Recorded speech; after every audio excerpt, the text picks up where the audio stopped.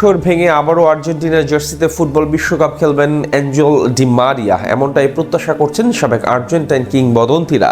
বল পায়ে 38 বছর বয়সে দুর্দান্ত ডি মারিয়াকে এখনও দলের অবিচ্ছেদ্য অংশ মনে করছেন কেউ কেউ। দারুণ ছন্দে থেকে এই ফুটবলারের ফিটনেসটাও বেশ দারুণ অবস্থায় রয়েছে। আসন্ন ফিফা বিশ্বকাপে এই তারকা ফুটবলারের ডাক পাওয়ার সম্ভাবনা নিয়ে বিস্তারিত জানবো।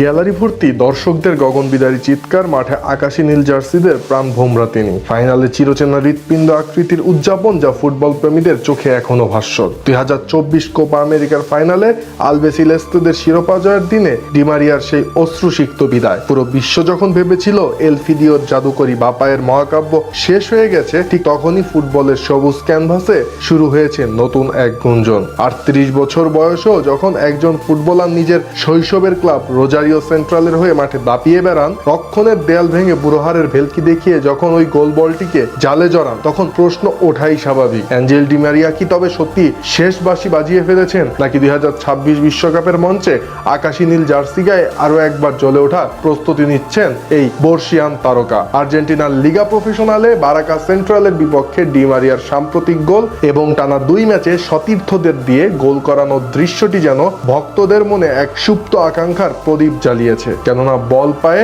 ডি মারিয়ার সাম্প্রতিক পারফরমেন্স শুধু পারফরমেন্সই নয়, বরং এটি যেন স্রোতের বিপরীতে এক কিংবদন্তির নীরব বয়ে চলা। ক্লাবটির 136 বছরের ইতিহাসে 38 বছর পার হবার পর গোল করা মাত্র চতুর্থ খেলোয়াড় ডি মারিয়া। এই তালিকায় নাম লিখিয়ে তিনি প্রমাণ করেছেন ফর্ম ক্ষণস্থায়ী কিন্তু ক্লাস চিরস্থায়ী। আর এই প্রত্যাবর্তনের পালে নতুন করে হাওয়া দিয়েছেন খোদ 1978 বিশ্বকাপ জয়ী কিংবদন্তি গোলরক্ষক উভালদো মাতিলদা ফিল্লোল। ফুটবল দুনিয়ায় এল পাটো নামে পরিচিত এই মহাতারকা যখন সামাজিক যোগাযোগ মাধ্যমে ভিডিও শেয়ার করে ডি মারিয়ার ফেরার ভবিষ্যৎবাণী করেন, তখন তা আর সাধারণ কোনো জল্পনা কল্পনার বিষয়বস্তুতে সীমাবদ্ধ থাকে না। কেননা ফিল্লোল অত্যন্ত আত্মবিশ্বাসের সাথে জানিয়েছেন যে আর্জেন্টিনার বর্তমান কোচিং স্টাফ এবং ড্রেসিং রুমের সিনিয়র খেলোয়াড়রা ডি মারিয়াকে অবসর ভেঙে ফেরার জন্য ক্রমাগত অনুপ্রেরণা উৎসাহ দিচ্ছেন। তার মতে মাঠে ডি মারিয়া যে শারীরিক সামর্থ্য এবং গতি প্রদর্শন করছেন, তাতে আগামী বিশ্বকাপে তার না থাকার কোনো কারণ তিনি দেখছেন না। এ সময় ফিল্লোল আরো একটি কঠিন সত্য সামনে তুলে ধরেছেন। লিওনেল মেসির মেজর লিগ সকার